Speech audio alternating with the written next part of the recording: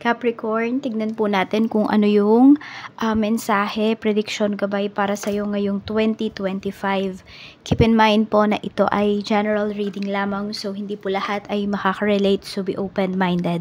Sa mga hindi pa po nakasubscribe dito sa ating channel, please subscribe na po kayo and pa-like na din po ng ating video. At sa mga nais pong mag-avail ng ating private readings, ng ating Evil Eye Amulet Necklace at ng ating Cures Bracelet, makikita nyo po yung link sa description box, Tarot Intentions by Aliana Reyes. At kung hindi po kayo makaresonate dito sa sun sign ninyo, as you are watching your sun sign, pwede nyo pong panoorin yung inyong other signs, Moon, Rising, and Venus sign para sa mas kumpleto pong mensahe. At yan, kaya din ako matagal mag-video, no? Nakita nyo hindi sunod-sunod. Hindi siya yung isang bagsakan ba, isang buong araw or 2 days lang is nagagawa ko na yung reading nyo kasi nagme-meditate pa po ako. So, pinaglalaanan ko talaga ng oras tong 2025 readings natin. At so much energy. Okay, so, ito po yung mga na-pick up ko. So, some of you, ayan, ang daming plane tickets akong nakita through my meditation. So, yung iba po sa inyo, pwedeng pabalik-balik kayo ng bansa. Ayan, labas-pasok yung iba sa inyo ng bansa. Pwedeng nagta-travel kasi kayo.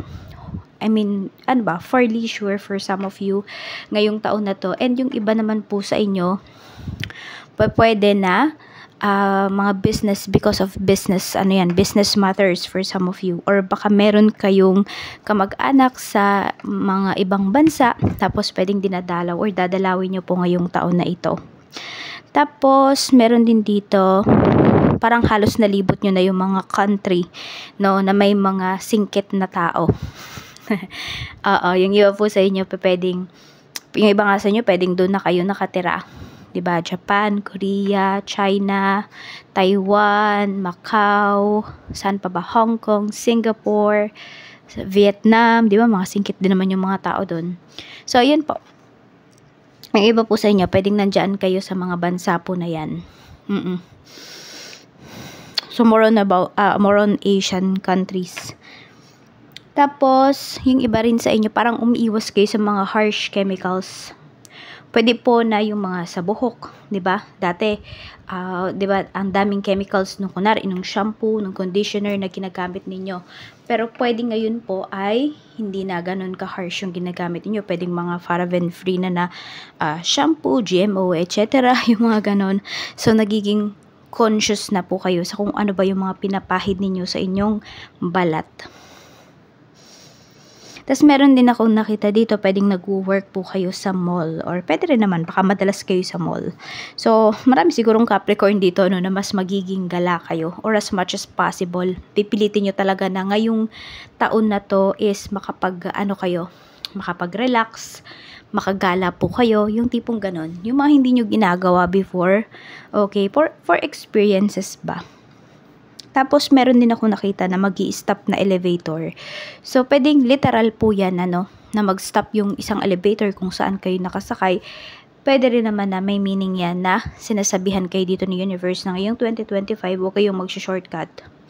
No, sa mga dapat ninyong maranasan. Baka po kasi dito is mayroong maiinip. So, wag daw kayo masyadong mainip. Tapos, meron dito, daing tuyo. Some of you, parang cravings nyo na lang yan ngayong taon na to. So, pwedeng makikita nyo po talaga yung improvements, no, ng life ninyo, ng pamumuhay po ninyo.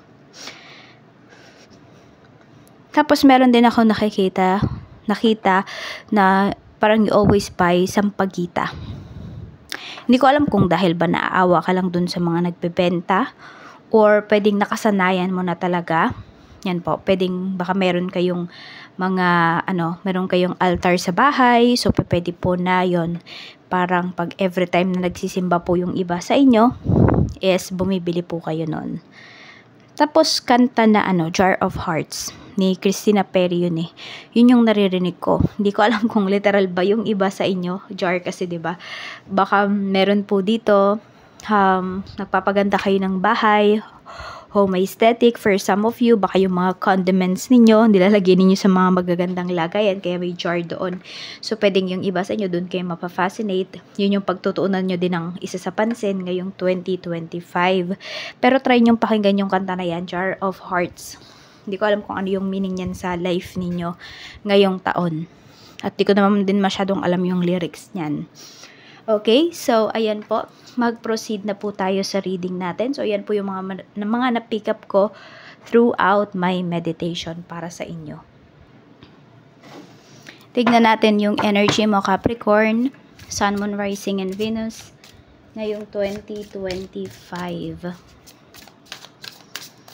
Spirit guide, energy po. Shuffle muna natin yung ating cards.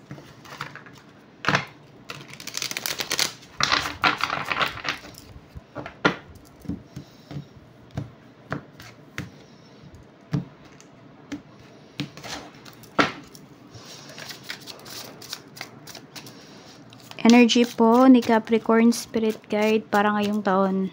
Could be overall energy. Tignan natin.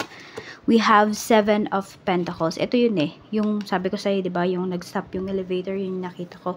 For some of you, wag nyo po talagang mamadaliin yung success ninyo. No? Sabihin natin, there's an easy way. Pero, pwedeng illegal yung easy way na yon. Kaya, wag nyo pong papatulan. Ayan po, mag-focus lang daw po kayo, or you should focus your energy sa mga bagay po talaga na makabuluhan sa life ninyo ngayong taon. 7 of Pentacles. And lahat naman daw po ng inyong gagawin is may reward po yan. Magiging you will be rewarded. Pwede rin, ayan, meron talaga kayong investments dito. So, sabi ko nga, diba, meron akong nakita parang pabalik-balik na lang kayo ng bansa. Mga maraming plane tickets, no? So, yung iba po sa inyo, ayun, pwedeng yun yung isa sa mga pinag-investan po ninyo is pag-travel. Diba, maka-experience ng different cultures. We have Page of Wands. Ayan po. So, you're very happy naman, mas marami ka namang mga happy moments ngayong taon na to. Tsaka mas magfo-focus ka rin kasi talaga dun sa needs mo. Ayan. Actually, may mga wants din naman dito. Pero mas uunahin mo din kasi yung needs mo. Actually, parang pantay. Needs and wants for some of you. Tignan natin. At saka nakikita ko rin dito na hindi ka natatakot i-express yung nararamdaman mo. And yung iba nga po sa inyo, pwedeng pag-travel din kasi to. So, pwedeng isa din po yan talaga sa mga paghahandaan ninyo ngayong taon. Or paglalaanan nyo rin ang inyong kaperahan at oras. Tignan pa natin.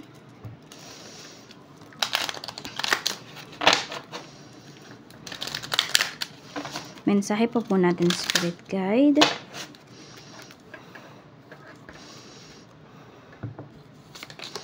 We have methods for the healing power of the analyzing resulting from the perfectionism. Okay. May pagka-perfectionist pala yung iba sa inyo. So, ayan. Hindi lang po, ingat lang din daw po kayo sa mga iniisip po ninyo, Capricorn. Kasi madalas nyo siyang mamamanifest. So, kung kayo ay madalas mag-isip ng negativities, mga negative things din talaga yung maa-attract po ninyo. Kaya as much as possible, iwasan nyo po na mag-isip ng mga negativities. Tapos, ayan, magaling din kasi kayong makatanda ng mga bagay-bagay eh.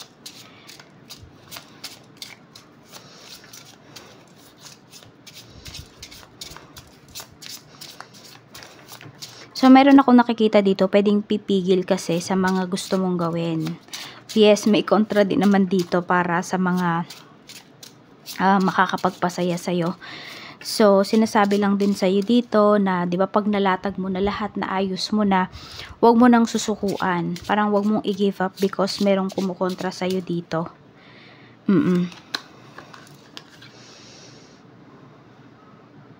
You're very, you're very creative din at the same time ngayong taon na to. Marami kang mga ano yun, marami kang ma-accomplish.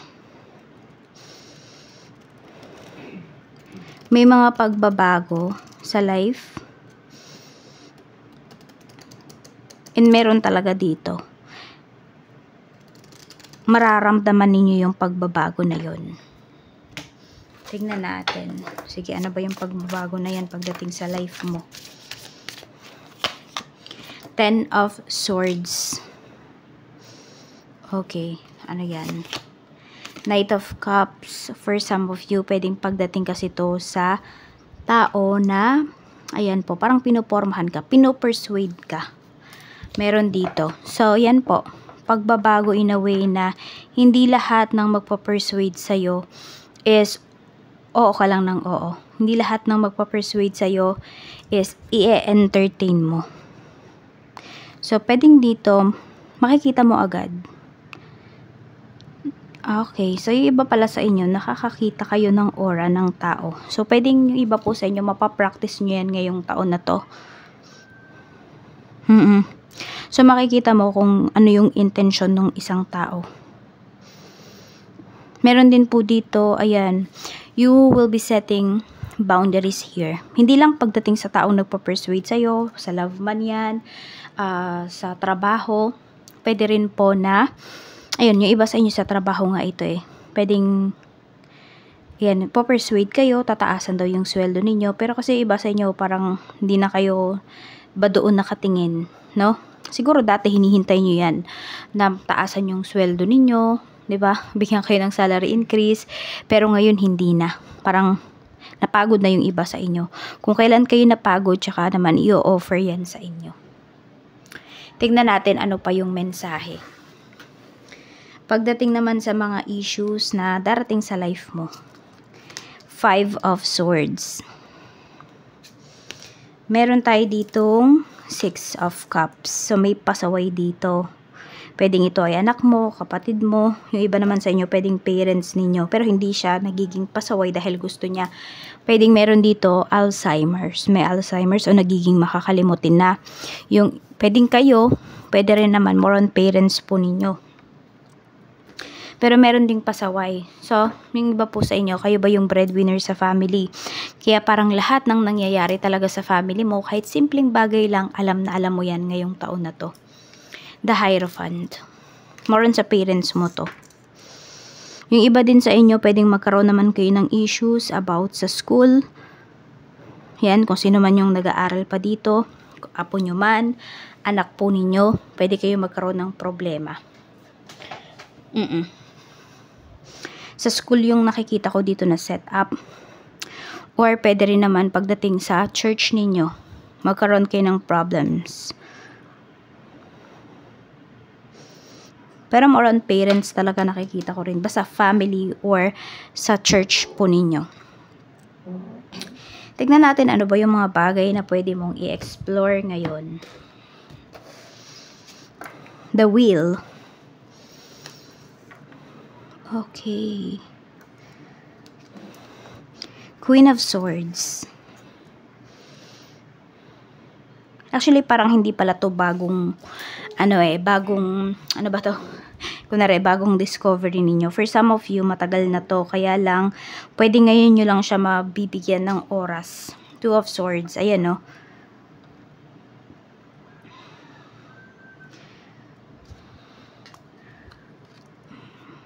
So, may kontra dito. For some of you, pwedeng ito is gifts ninyo. Na hindi ninyo ma-pursue before kasi laging may tumututol. Pero yung iba kasi sa inyo ngayon, pwedeng malayo na kayo sa family ninyo. Magagawa nyo na. Meron na kayong kalayaan. May freedom na kayo. Kasi ayan, no? Yung iba sa inyo before, laging may nakabantay po sa inyo dito. Sa mga gagawin niyo. Oh, masama yan, ganito, ganyan. Tingnan natin. So, ito, pwedeng spiritual, ano mo to eh. Spiritual gifts mo. You know, lagi kang nagdadalawang isip. Parang lagi kang, natatakot ka ba sa sasabihin sa'yo ng ibang tao? Ayan po, lagi kang may doubts dito. Pero ngayon nga, ayan, pwedeng mabigyan mo talaga siya ng oras. Tignan natin kung ano ba yung sa spiritual gifts mo na pwede mong i-explore.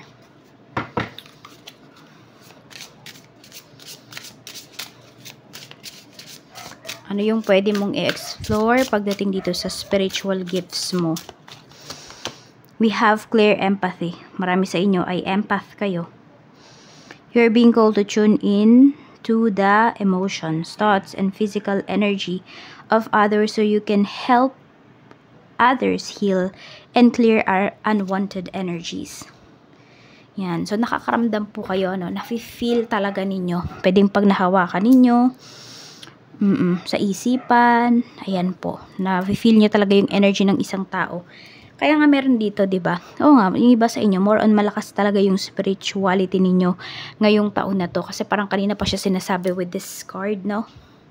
Yung sabi ko, 'di ba, makakakita kayo ng aura ng mga tao. Yung iba sa inyo, pwedeng hindi niyo yan pinapansin before, pero this time pwedeng mapapansin niyo na this year. Protect nyo lang po yung energy ninyo kasi marami dito nga ay empath po kayo, and maraming empath dito na hindi lang kayo nag-observe, kung hindi ina-absorb nyo rin kasi yung mga unwanted energies. So mahirap po yun. Mahihirapan kayo pag ganun kasi pwedeng yung mga makasalumuhan yung mga tao, mga negative yung energy nila. So pwedeng malipat yun sa'yo kasi maa-absorb mo eh. Tingnan natin ano pa yung mensahe. Okay, ano pa yung ano yan, yung spiritual gifts na pwede mong scrying. You're being called to explore looking into a reflective surface to tune into the messages of the spirits and the universe. Ayan po. So, you can look sa future or you can see future, no? Through mirror, through cellphone, through TV for some of you. Basta yung mga reflective na ano, through water. I mean water na nasa ano ha, kunwari sa ilog or sa palaisdaan, yung mga ganun.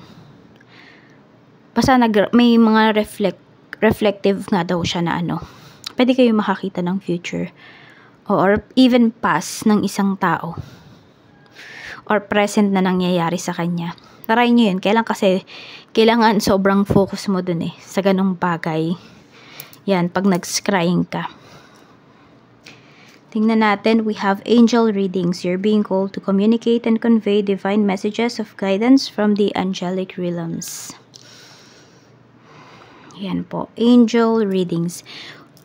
Yan, parang nasabi ko yan kahapon. Meron ako na-pick up din na ganyan eh.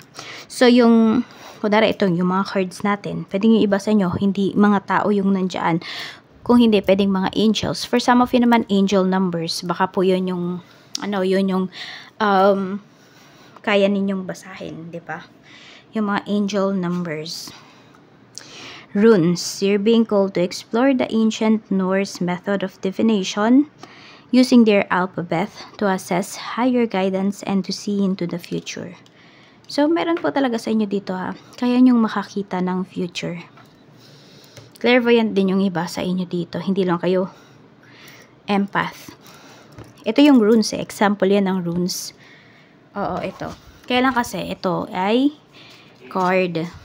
Pero meron talaga yan. Kunwari, sa wood, saan pa ba? Sa mga stones. Pwede po yun. Ito kasi, di ba, may mga meanings siya. Pero yun kasi wala. So, yung iba po sa inyo, ayun, pwede daw kayong makapagbasa din through runes. Ayan po. So, runes, scrying, and angel readings. Yan po, pwede nyo yung, hindi yan pag-aaksaya ng oras ngayong ano na to, ngayong taon, kung hindi po pwedeng ma-enhance nyo po talaga yan at makatulong yan sa inyo at sa mga taong malalapit po sa inyo. Pero kasi hindi mo naman yan pwedeng, di ba, kahit sabihin natin, may alam ka sa ganyan, hindi mo naman yan pwedeng ipagsabi sa iba eh. Hindi mo naman yan pwedeng, oy tara tignan natin yung ano mo. Paano kung hindi sila naniniwala sa and meron nga dito mahigpit yung, yung family ninyo eh. Pagdating sa mga ganyan, o yung paniniwala ng mga family members mo, or even not just your family members, pero yung mga tao sa paligid mo. Di ba, iba-iba kayo ng paniniwala. So, ayan, pwedeng itry mo muna yan sa sarili mo. Diba, magtanong ka, kunwari dito sa runes, magtanong ka ng mga bagay na alam mo yung sagot. Yung mga nangyari na ba sa'yo in the past. Tignan mo kung makakakonect ka ba. So, ayan po, tignan naman natin pagdating sa mental, physical, and emotional health. Tignan natin yung mental health mo, Capricorn. Kamusta po ang mental health ni Capricorn, Spirit Guide? The Hanged Man. Black yung ano nyo. Napansin ko dito sa ano nyo. Black yung inyo pong root chakra for some of you. And also your heart chakra. So, balance nyo rin po yung mga chakras ninyo. Ito, yung ano natin, yung Tears bracelet natin, nakakapagpabalance yan ng chakras, lahat ng chakras. Yan, nagre-represent yan sa lahat ng chakras. Ito. So, if you're interested po, ayan, message lang po kayo sa ating Facebook page para masend ko sa inyo yung buong detalye. Yan. Isa lang yun sa sa benefits na makukuha ninyo dito sa ating Tears bracelet. So, the Hanged Man. Parang lagi kayong half-hearted, no? Sa mga gagawin ninyo. So, yung iba sa inyo, yun nga, yung inyong root chakra, unbalance po yan, tsaka yung heart chakra nyo. Sa naman, sa physical health naman, Queen of Pentacles. Sa physical health naman, pwedeng yung iba naman po sa inyo, wala naman kayong problema. Wala mang makikita dito na for surgery or what. More on, yung iba po sa inyo pwedeng, kunwari, vitamin deficiency. Yun yung nakikita ko dito. Pero syempre Capricorn, kung meron kayo na-feel na there is something wrong sa inyong katawan, syempre kayo mas nakaka-feel niyan, kayo mas nakakaalam, magpa-check po kayo kaagad. Kasi pwedeng sa umpisa yung sakit ninyo ay madadaan lang po talaga siya sa gamot. Kaya wag niyong patatagalin, okay? Yung iba kasi, ganun yung ginagawa, ay pinapatagal nila. Kasi iniisip nila, simple lang naman yung nararamdaman ko, etc. Tapos kapag di na nila kaya, tsaka lang sila pumupunta sa doctor. So, nangyayari, malala na. Hindi ba? So, agapan nyo po kung ano man yung nararamdaman ninyo dito, if ever mayroon man. So, more on sa reproductive health ninyo. Doon ko na-feel. So, baka iba sa inyo may PCOS kayo, ganon. Basta more on sa reproductive health system po ninyo. Yung iba sa inyo, pwedeng doon kayo may problem. Check natin. Okay, emotional health mo naman, kamusta? 10 of Cups. So, marami naman po sa inyo, mafulfill naman talaga kayo ngayong taon na to. And you are happy. Ayan, happy kayo dito. Actually, happy yung heart ninyo. Kaya lang kasi balance mo din tong chakras mo. Balance mo tong isipan mo. Kasi pwedeng maka-apekto yan, no? Sa mga gagawin mo pang decision in the near future or this year. Tingnan naman po natin kung ano pa yung mensahe para sa'yo. So, alisin lang muna po natin ito para mas makita ninyo yung ibang mga cards natin.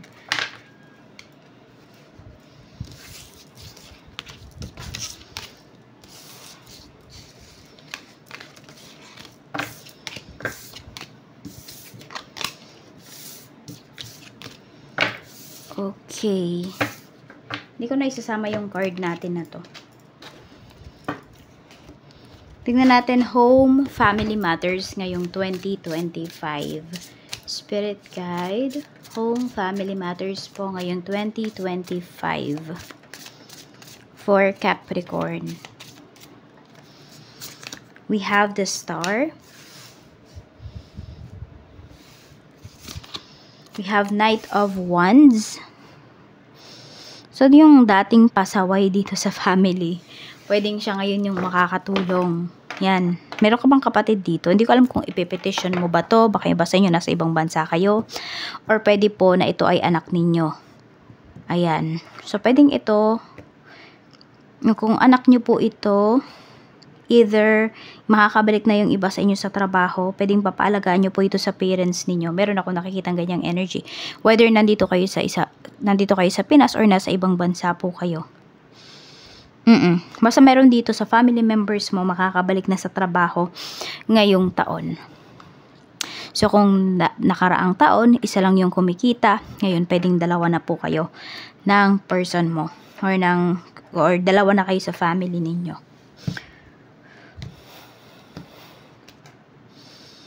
Nakikita ko lang dito, yung isa responsible, yung isa naman puro luho yung bibilhin niya dun sa kanyang kinikita.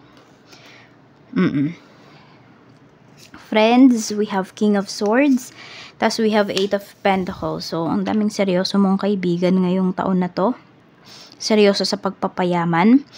So, pwedeng wala kayong masyadong interaction with your friends ngayong taon kasi puro pera po. Ikaw, puro pera din yung iniisip mo, or yung iba pang mga priorities sa life mo. Ganon din yung mga kaibigan mo. Pero wala namang siraan na nangyayari dito.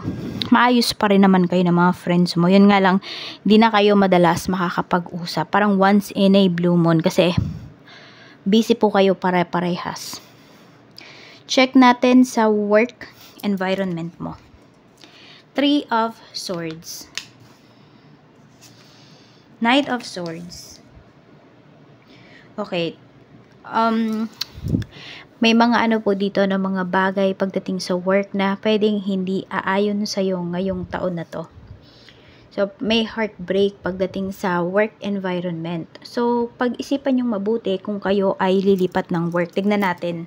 Kasi feeling ko para to sa mga lilipat ng work eh. Yung environment na pinapakita na to. Tignan natin, no? Sige. Yung mga nagdadalawang isip dyan kung mag-stay or mag-let go kayo. Knight of Pentacles. Pero kasi decidido na yung iba sa inyo na umalis eh. Pero meron kasi ako nakikita dito. Pag-isipan nyo daw mabuti yung pipiliin ninyo. No, pag kayo po ay aalis. Kasi baka maging, sabihin natin, kung nafe-feel mo na toxic talaga dito sa current job mo, baka mas toxic pa dun sa malipatan mo, Capricorn. Kaya mag-iingat ka. Parang nagmamadali ka pa naman dito. Di ba nga sabi sa inyo ni Universe, wag nyo shortcutin yung ano nyo, yung success po ninyo. Pwede kasi dito mataas kaagad yung position na ino-offer sa'yo. Pwedeng ganun. So, syempre mag-expect ka ng something. Pero, pwede po na disappointments yung maranasan mo dito. So, medyo, sabihin natin, hindi maganda yung work environment ngayong taon na to para sa inyo. Lalo na sa mga lilipat dyan sa work. Check natin mga co-workers. We have 5 of Cups. Ayan, no? Alam mo yung parang budol yung yung company mo ngayon. Parang ganun yung nakikita ko dito eh.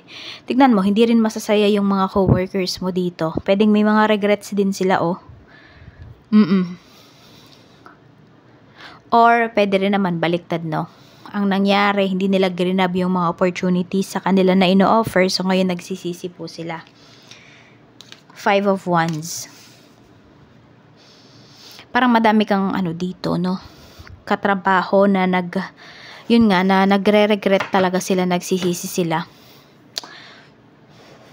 Parang feeling nila hindi nila nabigay yung best nila. Ngayon, pwedeng sa maliit na, sabihin natin, sa maliit na halaga, sa mababang posisyon, nag-aagawan sila. Parang marami silang sinayang, yun. Check natin. Okay, sa may naasikasong papers, visa, exam, loan, ano pa yan. Tignan natin kung mag-grant ba siya ngayong taon. 6 of Pentacles, yes po, mag-grant siya. Yung iba lang sa inyo talaga, gagastusan nyo po ito.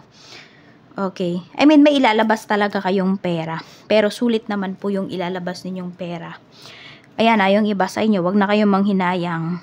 Kaya dapat din talaga paghandaan nyo po ito. Di ba parang sabihin natin, dapat nung 2024 pa lang, nag-ipon na kayo para dito sa mga aayusin nyo na to. Lalo na yung mga mag-take ng exam dyan, nag-aayos ng papers, ng visa. So, dapat inayos nyo na yan. I mean, nag-ipon na talaga kayo ahead of time. So, yung iba naman sa inyo, pwedeng hindi rin naman kasi pagpasok ng 2025, isaayusin nyo kaagad yan. So, pwedeng you have time pa para mag-ipon. So, sulit po yan. Sulit yung ibabayad nyo, sulit yung pagod, sulit yung effort ninyo. Makakapasa po, mag-grant po yan. Check natin sa business naman, overall energy this year sa business, the Empress. So, ito din tignan mo, hindi rin siya minamadali. Yun talaga yung sinasabi sa inyo ni universe na huwag nyong mamadalain yung success ninyo. Even sa business. Ganon din po yung pinapakita dito. Four of Swords. Okay naman po yung business ninyo. Hindi ko masabi na tahimik. Pero, nandun yung may peace of mind kayo. Kasi alam niyo na ginagawa niyo yung best ninyo. Nakakatulog po kayo ng mahimbing dito kasi wala din kayong inaagrabyadong tao. Check natin, overall sales. Ang ganda ng overall sales mo ngayong taon na to. Paldo talaga. As in, no? Capricorn, ang ganda oh. Ang dami pang opportunities. 'Di ba? Yung inaakala mo na yun at yun na lang yung mga client mo. Nalalapit sa iyo na bibili ng produkto mo, hindi. Mayroon pang iba. Okay? Marami ka pang mga new clients dito na makikater, mabibigyan ng services ngayong taon. Pero tignan natin dun sa mga nalulugi yung business. Tignan natin itong taong bang ito na 2025 ay makakabawi ka na. Ito ba yung year na makakabawi ka? So dapat mo bang i-let go or dapat ka pang magstay sa negosyong ito? Judgment. Okay. Makabawi po kayo this year. Kailangan lang maging desidido kayo. Okay? So, kung ano yung maging decision mo, dapat panindigan mo yan. Yun yung nakikita ko dito. So, wag ka basta-basta susuko. Ayan po. So, itong year na to, magbibigay po ito sa inyo ng hopes. Pero syempre, di lang dapat kayo umasa. Kung hindi gumawa din, dapat po kayo ng action towards ito sa inyong negosyo. Pero positive naman po ang pinapakita dito. Makakabawi pa po yung iba sa inyo. Kaya wag muna kayong magsara. Wag nyo munang i-let go yung business na ito. So, tingnan naman po natin pagdating sa iba pang aspect ng life ninyo. Spirit guide, iba pa pong aspect ng life ni Capricorn.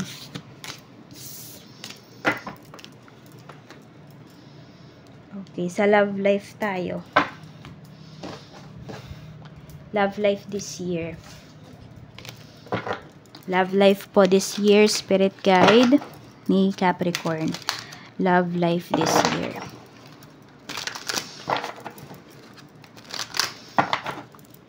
Love life this year, spirit guide. True love, a deep and enduring connection going beyond superficial attraction. True love, ayan, tingnan natin. True love exists. Yan yung masasabi mo ngayong taon na to. True love exists.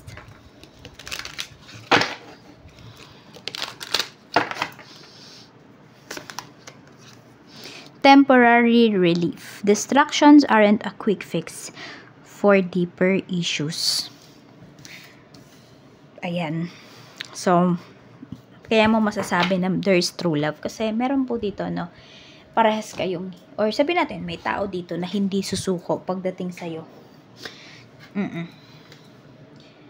Yan. So, huwag ninyong i-aim yung mga temporary na sagot, yung mga temporary na kasagutan, temporary na solusyon sa problema po ninyo pagdating sa inyong life, sa inyong love life. You should aim for a long-term daw, long-term relationship, long-term goals, plans, mga ganun po yung gawin ninyo or pag-usapan ninyo nitong person mo. Tignan natin if merong mag-ex dito. Sa mga mag-ex po, tignan natin kung magkakabalikan pa ba kayo. Ex-GF, ex-BF, ex-hubby, ex-wife, ex-MU. Yan, yung mga hindi nagkatuluyan dyan. Yung, hindi man lang nagkaroon ng label. Tignan natin kung may babalik pa ba. Queen of Cups. Two of Cups. Meron po dito, no, may babalik. You know, pwede kasi na siya talaga yung para sa'yo eh.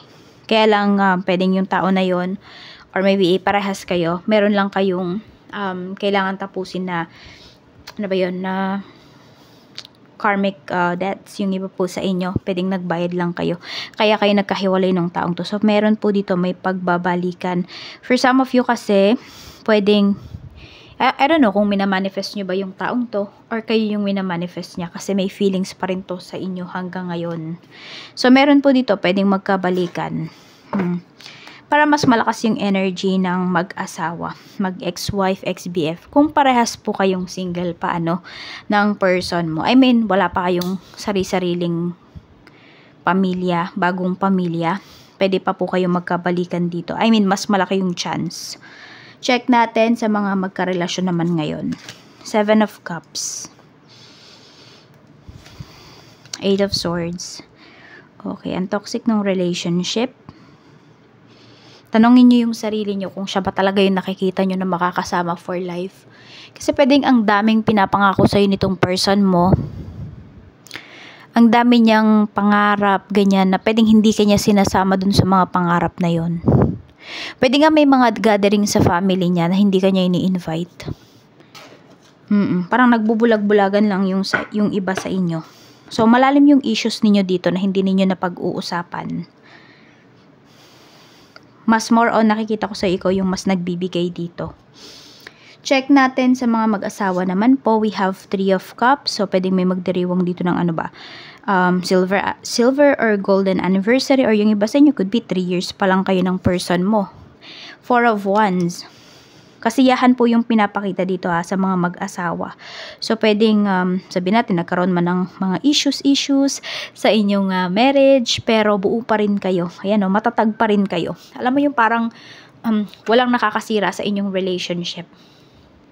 Yung akala ng iba, downfall na ng inyong relasyon, pero hindi, nakakatayo pa kayo ng person mo.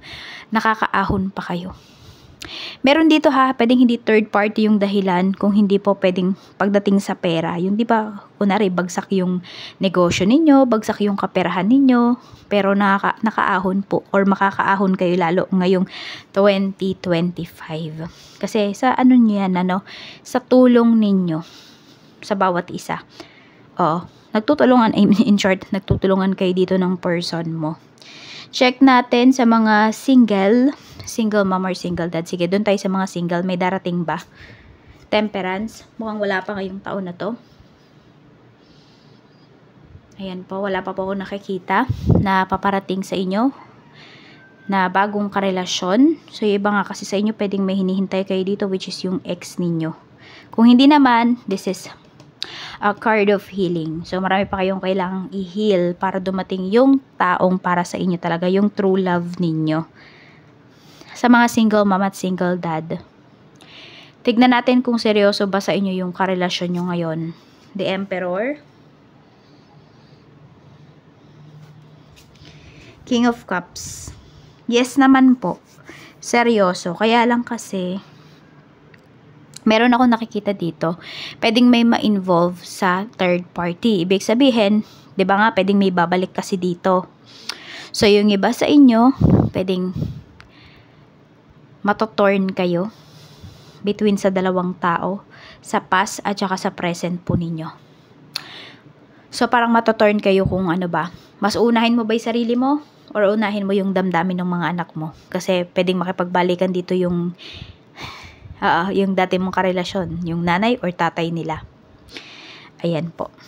Tignan natin. So, pag-isipan nyo tong mabuti. Sino ba talaga yung true love nyo? Or sino ba talaga yung mas nagmamahal sa'yo? At nagmamahal talaga sa mga anak mo. Tipong ganun.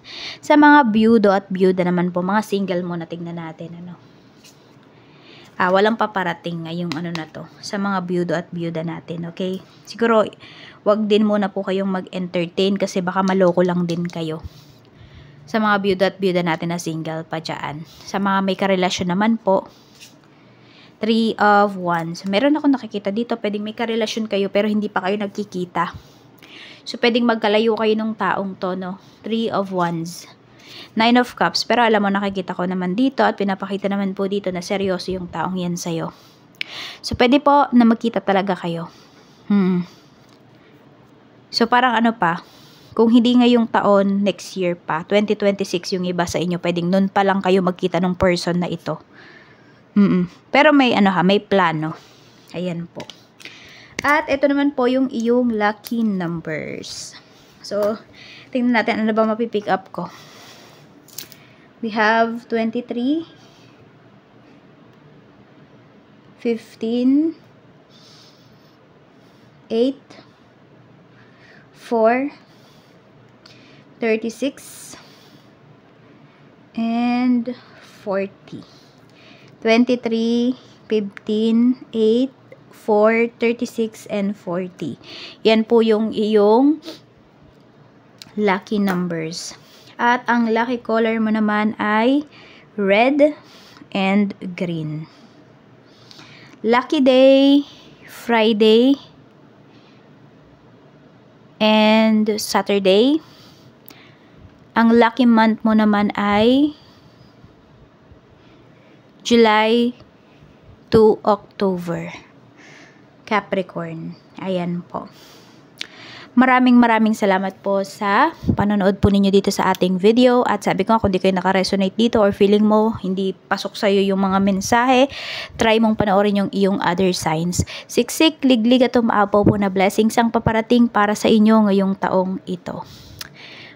Ingat po kayo and more blessings to come pa ngayong 2025.